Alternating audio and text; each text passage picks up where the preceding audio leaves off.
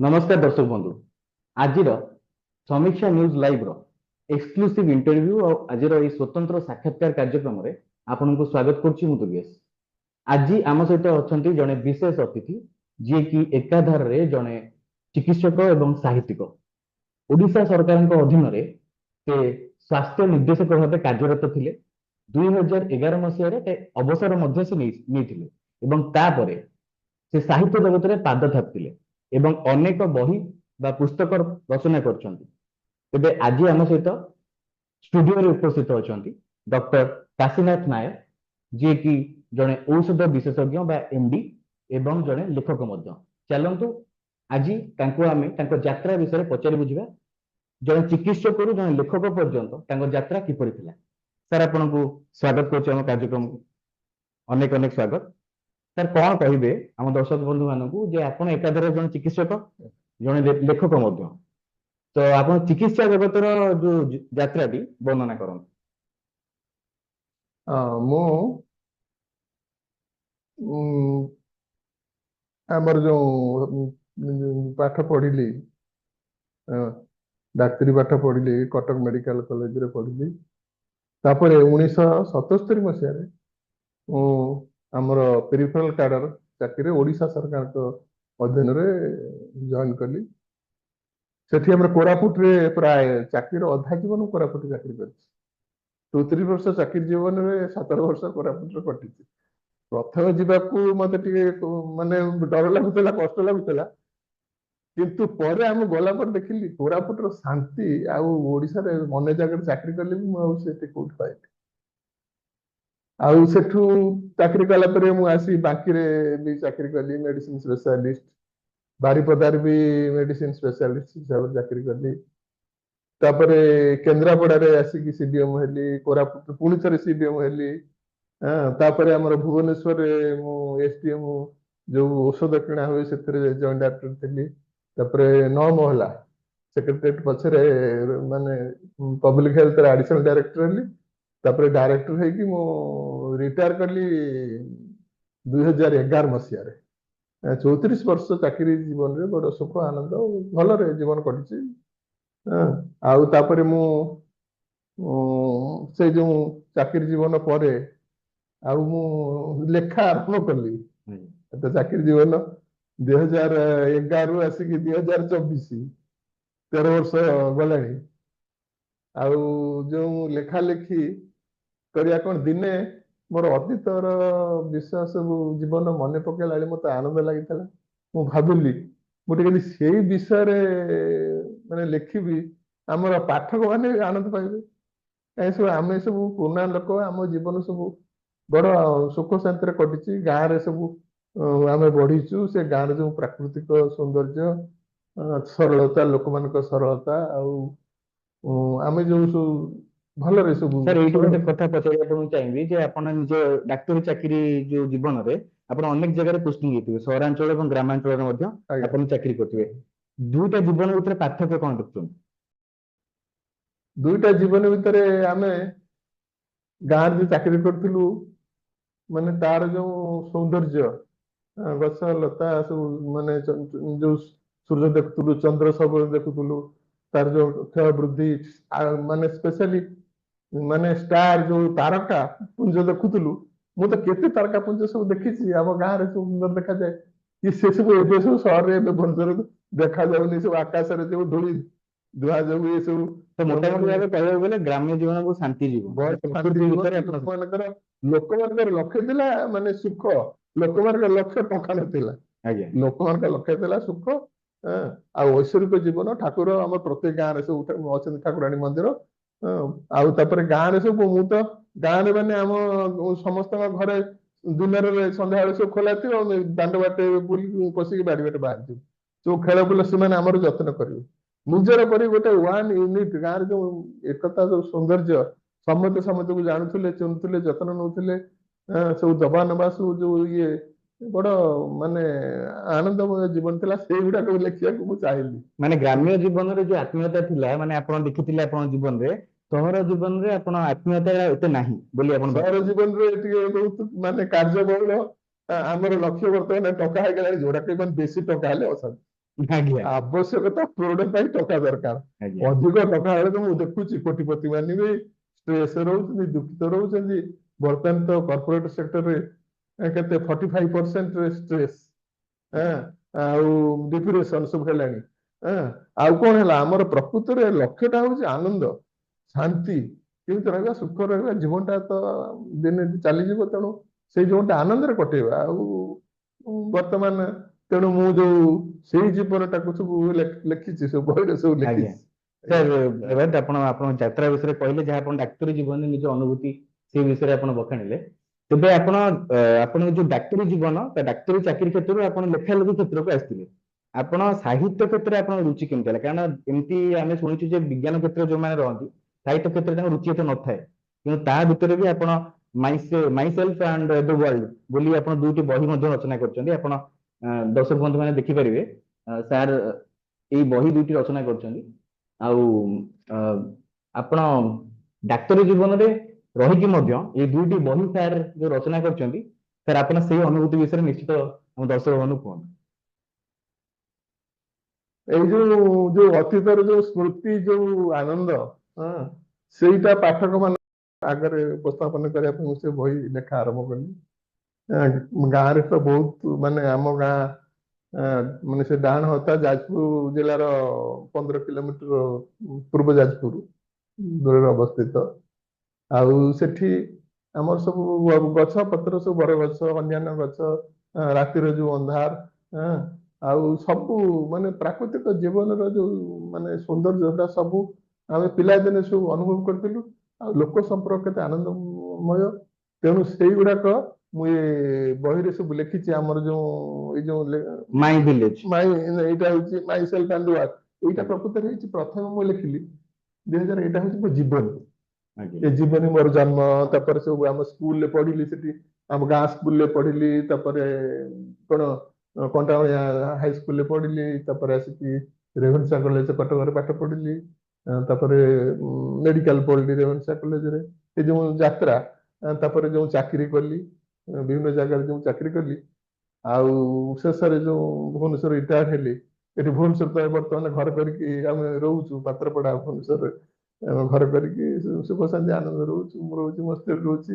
ଆଉ ଆମ ପିଲା 2 ଜଣ ତ ଯୋଉ ଚାକିରି ଏସବୁ କରିଛନ୍ତି। ବଡ ପୁଅ ଅଛି IIT ହାଇଦ୍ରାବାଦରେ ଆସେଟ ପ୍ରଫେସର ଅଛି ଇଲେକ୍ଟ୍ରିକାଲ ଡିପାର୍ଟମେଣ୍ଟ। ତେବେ ଆପଣଙ୍କ ରୁଚି ଧର୍ମ କ୍ଷେତ୍ରକୁ ମଧ୍ୟ ନେଇକି ରହିଛି। ଆମେ ଶୁଣିଛୁ ଯେ ଆପଣ ଯୋଉ ଧର୍ମ କ୍ଷେତ୍ର, ମାନେ ଧର୍ମ ବିଷୟକୁ ନେଇକି ମଧ୍ୟ ଆପଣ ପୁସ୍ତକ ରଚନା କରିଛନ୍ତି।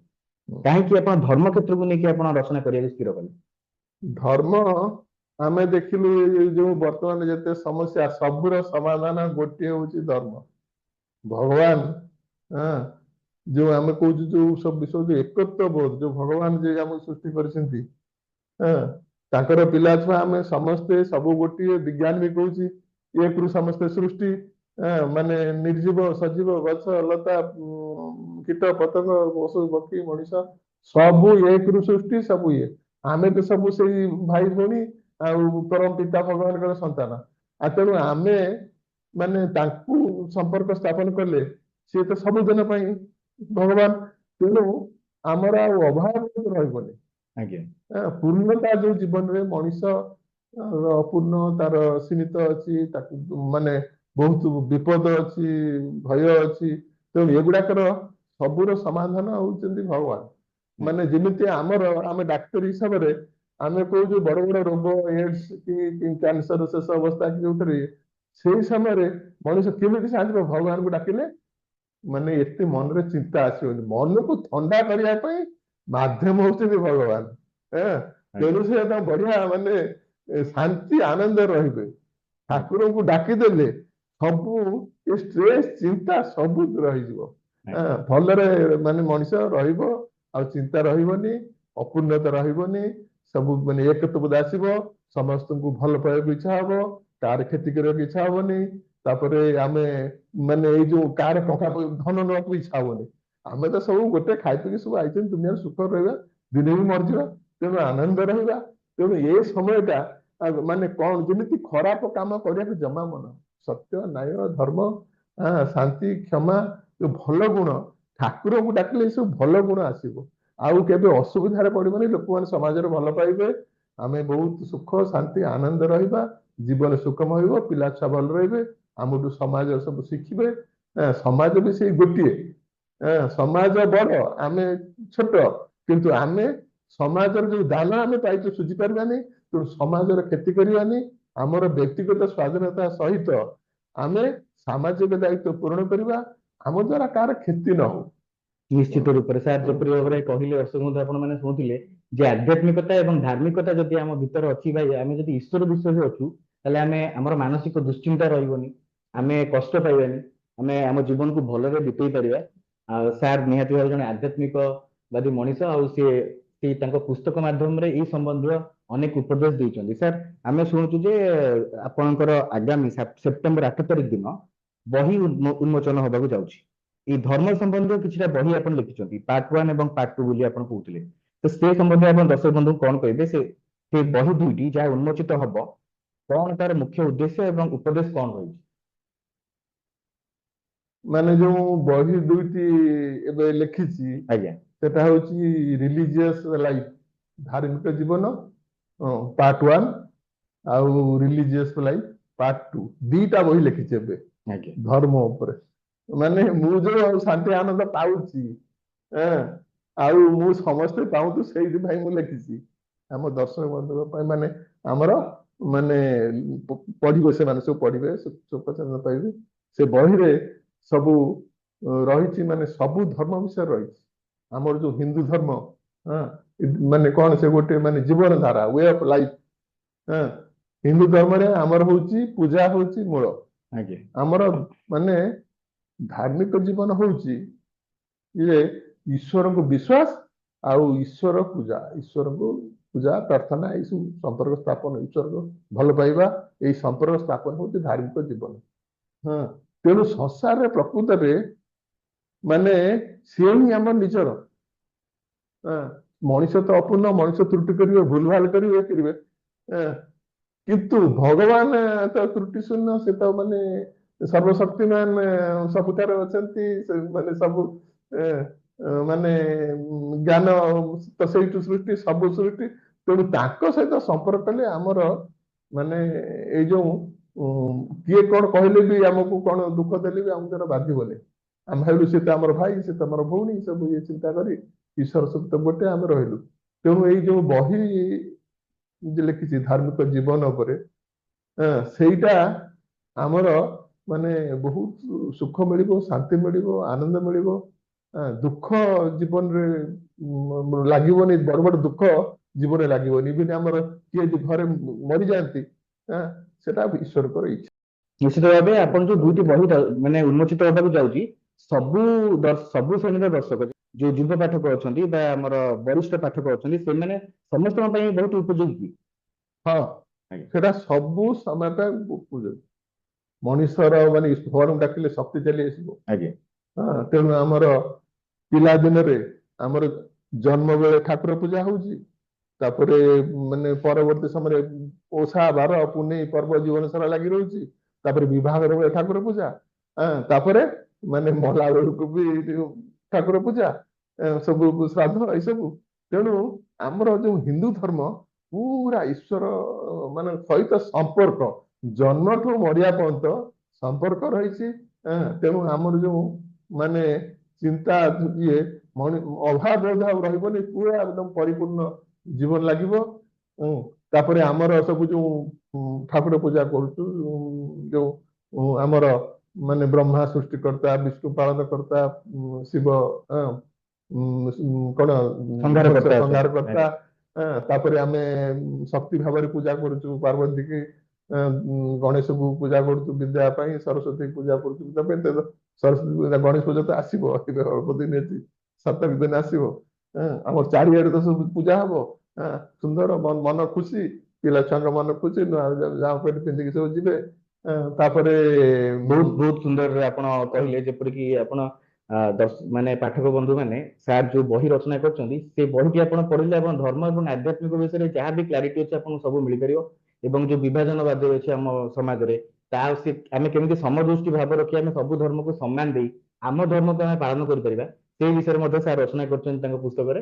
ସାର୍ ଏଇ ଯୋଉ ବହି ଦୁଇଟି ଉନ୍ମୋଚିତ ହବ, ସେଇ ଦୁଇଟିକୁ ଆମ ପାଠକ ବନ୍ଧୁମାନେ କିପରି ପାଇପାରିବେ? ସେ ସବୁ ବହି ଆମର ଧଉଳି ପବ୍ଲିକେସନ ଆଜ୍ଞା ଅଣ୍ଡର ସବୁ ସେଠି ମିଳିପାରିବ ତାଙ୍କ ପାଖରେ। ବହି 8 ତାରିଖ ପରେ ଆଜ୍ଞା ମିଳିବ, ସେଇଦିନ ବି ମିଳିବ ଯେତେ ସବୁ ଆସିଥିବେ ଲୋକମାନେ ବହୁତ ମିଳିବେ। ବହୁତ ଧନ୍ୟବାଦ। ଆପଣ ଶେଷ ବାର୍ତ୍ତା କଣ ଦେବାକୁ ଚାହିଁବେ ଯେ ଯୋଉ ଯୁବକ ମାନେ ବା ଯୋଉ ଯୁବ ପିଢି ମାନେ ସେମାନେ ସାହିତ୍ୟ ଜଗତରେ ନୂଆ ନୂଆ ପାଦ ରଖୁଛନ୍ତି ଏବଂ ବହି ଲେଖିବେ ବୋଲି ମନସ୍ଥ କରୁଛନ୍ତି, ତାଙ୍କୁ ଆପଣ କୋଉ ବାର୍ତ୍ତା ଦେବାକୁ ଚାହିଁବେ? ମାନେ ସମସ୍ତେ କିଛି ନା କିଛି ଲେଖିପାରିବେ, ଆଜ୍ଞା ଆମର ସେଇ ସବୁ ଶକ୍ତି ଭଗବାନ ଦେଇଛନ୍ତି। କିନ୍ତୁ ଇଚ୍ଛା, ଭଲ ପାଇବା, ଏଗୁଡାକ ସବୁ ରହିଲେ ସେ ସବୁ ଆମର ଯୋଉ ଅଛି ମାନେ ଯୋଉ ଆମର ମନ, ମନରେ ଯୋଉ ଅଛି ସବୁ ମାନେ 50% ମନ ଆମର ମାନେ ସେ ସବୁ ଅଜଣା। ଆଜ୍ଞା ଆଉ ମାନେ 7-8 ହଉଛି କିଞ୍ଚିତ କିଞ୍ଚିତ ତା ଦେହରେ ସବୁ ଖବର ଆସେ। ସାର୍ କିନ୍ତୁ କ୍ଷମା କରିବେ, ଗୋଟେ ଗୋଟେ କଥା କହିବି, ଇଣ୍ଟରନେଟ ଯୁଗ ଚାଲିଛି ବର୍ତ୍ତମାନ, ମୋବାଇଲ ପ୍ରିୟ ହେଇଯାଇଛନ୍ତି ଅନେକ, ବହି ପଢା ଅଭ୍ୟାସ କମିଯାଇଛି, ଲେଖା ଅଭ୍ୟାସ ମଧ୍ୟ କମିଯାଇଛି। ଆପଣ ଯୁବପିଢି ମାନଙ୍କୁ କହିବେ କି ବହି ଲେଖା ବହି ପଢା ଅଭ୍ୟାସ କରନ୍ତୁ ସେମାନେ?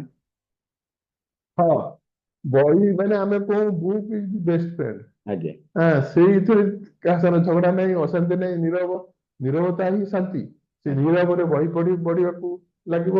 ତାପରେ ଯେତେବେଳେ ଚାହିଁଲେ ରିଫର କରିପାରିବା, ଦେଖିପାରିବା। ଆଉ ଇଣ୍ଟରନେଟ କି ଅନ୍ୟ ସବୁ ଯୋଉ ଆମର ସେଥିରେ ତ ଶୀଘ୍ର ପଳେଇ ଯାଉଛି ଚିତ୍ର, ଆମ ଇଚ୍ଛାରେ ସେ କାମ କରୁନି, ଆମ ମନ ଇଚ୍ଛା ପଢିପାରିବା, ଯେତେବେଳେ ଯାହା ପଢିପାରିବା। ତା ଦେହରେ ବି ବହୁତ ବିସ୍ତୃତ ଭାବରେ ବର୍ଣ୍ଣନା ଅଛି। ଆଜ୍ଞା ସାର୍, ବହୁତ ବହୁତ ଧନ୍ୟବାଦ ଆଜିର এই ସାକ୍ଷାତକାର ପାଇଁ। ତ ଦର୍ଶକ ବନ୍ଧୁ, ଇଏ ଥିଲେ ଆମ ସହିତ ଡକ୍ଟର କାଶୀନାଥ ନାୟକ, ଯିଏକି ଏକାଧାରରେ ଜଣେ ଚିକିତ୍ସକ ଏବଂ ଜଣେ ଲେଖକ ମଧ୍ୟ। ସେ ଅନେକ ବାର୍ତ୍ତା ଦେଲେ ଆମେ କିପରି ଏକ ଶାନ୍ତ, ସରଳ ଏବଂ ଆଧ୍ୟାତ୍ମିକ ଜୀବନ ବଞ୍ଚିପାରିବା ସେ ସମ୍ବନ୍ଧୀୟ ସେ ଅନେକ ପୁସ୍ତକ ମଧ୍ୟ ରଚନା କରିଛନ୍ତି, ଯାହା ଆସନ୍ତା ସେପ୍ଟେମ୍ବର 8 ତାରିଖରେ ଉନ୍ମୋଚିତ ହେବାକୁ ଯାଉଛି। ତେବେ ଆପଣ ମାନେ ଏଇ ପୁସ୍ତକ କିଣନ୍ତୁ, ପଢନ୍ତୁ ଏବଂ ସାରଙ୍କର ମାର୍ଗଦର୍ଶନକୁ ଆପଣ ନିଜ ଜୀବନରେ ଯଦି ଆପଣେଇବେ ତାହେଲେ ଅନେକ ଫଳ ପାଇପାରିବେ। ତେବେ ବହୁତ ବହୁତ ଧନ୍ୟବାଦ ସାର୍ ଆମର এই ସ୍ୱତନ୍ତ୍ର କାର୍ଯ୍ୟକ୍ରମରେ ଆସିଥିବାରୁ। ତେବେ ଦର୍ଶକ ବନ୍ଧୁ ମାନେ ଆଜିର এই କାର୍ଯ୍ୟକ୍ରମକୁ ଏଇଠି ରଖିବା। ଆସନ୍ତା ଅଧ୍ୟାୟରେ ଆମ ସହିତ ରହିବେ ଆଉ ଜଣେ ନୂଆ ଅତିଥି। ନମସ୍କାର।